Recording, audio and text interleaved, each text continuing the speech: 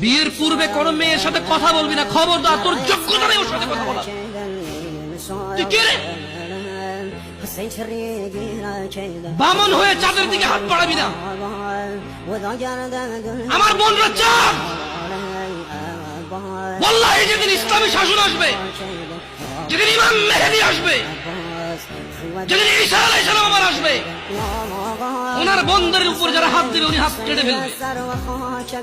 বামন হয়ে চাঁদের দিকে হাত বাড়াবি। আমার বোনরা চাঁদ।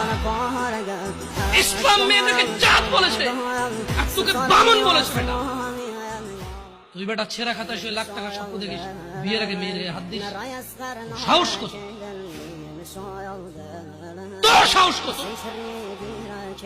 তুই জানিস না মুহাম্মদ সাল্লাল্লাহু আলাইহি সাল্লাম বলছে নেক স্ত্রী দুনিয়াতে যা আছে ওর চেয়ে বেশি উত্তম। তুই কি করে ওর গায়ে হাত দিস বিয়ের আগে? তোর সেই যোগ্যতা আছে বল?